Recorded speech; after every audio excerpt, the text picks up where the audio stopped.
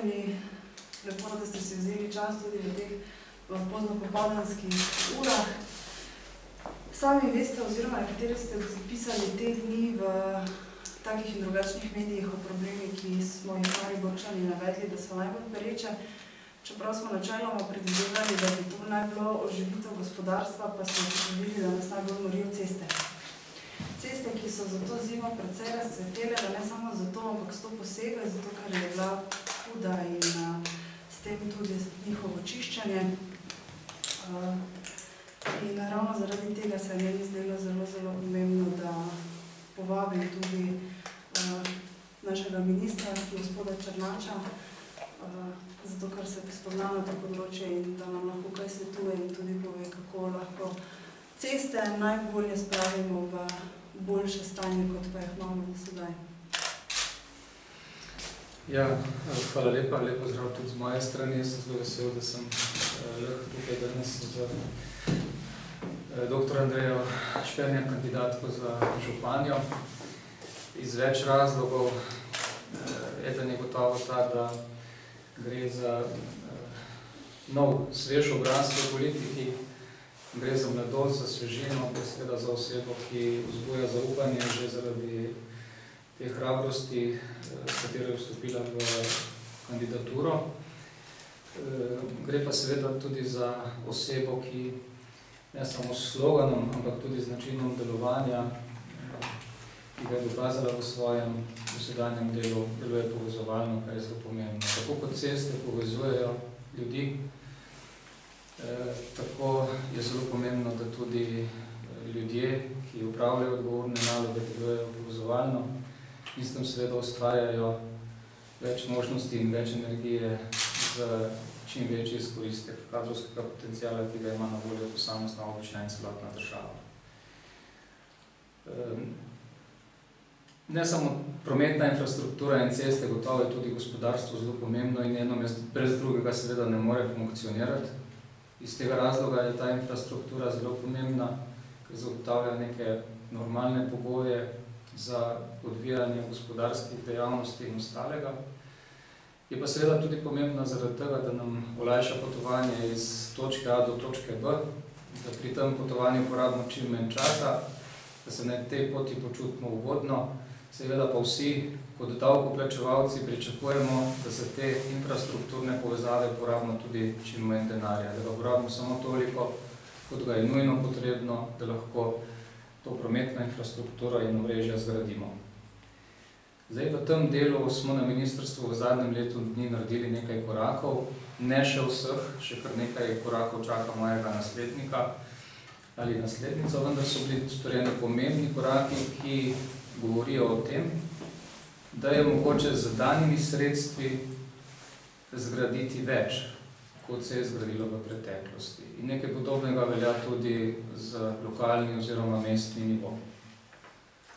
Pri cestah, če govorimo konkretno o cestah, je prav, da zgradimo lično in uporabno infrastrukturo, ni pa prav, da skozi to izgradnjo postavljamo spomenike, ki so sami sebi namen. In z različnimi tehničnimi rešitvami smo v letu dni dokazali, da se dajo posamezne prometne ureditve izvesti za bistveno manj sredstev, kot je bilo to prvotno načrtovano oziroma kot se jih je porabilo v preteklosti. Primer recimo rondojev, kjer smo dokazali, da prometno rešitev lahko rešimo z dobrih 100.000 evri, pa ravno tako funkcionira, predhodno je bila pa načrtovana v višini 1,5 milijona evrov. In nekaj podobnega je tudi pri ostalih izvedbah, kjer z ustrezno racionalnostjo lahko prihranimo sredstva, ki jih namenjamo za izvedbo čim več projektov. V lanskem letu je bila sprejeta novela zakona, ki omogoča po novem, da se iz naslova sredstev, ki so bila prej namenjena izključno samo gradnji železniške infrastrukture, lahko gradi in modernizira tudi cestna infrastruktura. Na tej osnovi smo za leto 2013 namenili bistveno več sredstev za področje cestne infrastrukture kot v preteklem letu in sicer na ta način, da približno 2/3 tega namenskega denarja, ki je namenjen modernizaciji prometne infrastrukture, gre pa za 150 milijonov evrov, se pravi 103 milijone evrov namenjamo železnicam in 55 milijonov cestam. Jaz sem v tem tednu tudi naredil ustrezno prerazporeditev, s katero sem prvotno predvidena sredstva za modernizacijo državnega cestnega omrežja in za nadgradnje povečal še za 20 milijonov evrov. Tako da, glede na te razmere, ki smo jih imeli letos, ki bodo pomenile tudi slabše stanje na področju cestne infrastrukture, bodo v naslednje pol leta širom po Sloveniji potekala številna dela na modernizaciji, ki bodo korenitejša, kot bi bila, če te prerazporeditve ne bi bilo. Zdaj, na drugi strani seveda samo lastna sredstva niso dovolj in zaradi tega država tudi pri modernizaciji cestne oziroma prometne infrastrukture pomembno posega po koriščanju evropskih sredstev za ta namen. Na tem delu je bila Slovenija v preteklosti dokaj uspešna na področju modernizacije cestne infrastrukture, govorim za to finančno perspektivo, ki se zaključi letos, malo manj uspešna pa na področju železniške infrastrukture. In projekti, ki jih pripravljamo za naprej, govorijo o tem, da bomo tudi v naslednji finančni perspektivi uspešni, kar se tiče zagotavljanja evropskih virov za modernizacijo cestne, prometne infrastrukture, pa tudi železniške infrastrukture. Na območju mestne občine Maribor je na ministrstvu trenutno evidentiranih okrog 20 različnih projektov, večjih ali manjših. Na področju državnega cestnega omrežja je bilo v letih 2011 in 2012 namenjenih na tem območju približno 4 milijone evrov sredstev. Za vsako leto največji delež je odpadel na nekaj največjih projektov. Gotovo eden izmed večjih modernizacija pod Malečnikom, ki je bila zaključena v lanskem letu. Pripravlja pa se eden izmed največjih projektov na tem območju, to je zahodna obvoznica. Vrednost tega projekta v celoti presega 100 milijonov evrov, financiran bo sredstvi kohezije, deloma iz sedanje, predvsem pa iz naslednje finančne perspektive. V teh dneh je bil dokončno potrjen investicijski program, ki smo ga želeli zracionalizirati, tako da so odprte možnosti za nadaljevanje tega projekta, ki že teče, kot veste, odkupujejo vse zemljišča, projekti so v ene fazi, zdaj že zaključeni, tako da v letošnjem letu načrtujemo prve korake na tem področju. Zdaj, kar se tiče mestnih cest oziroma občinskih cest, tukaj na področju Maribora je dejansko to stanje problematično zaradi tega, ker je obseg zelo velik.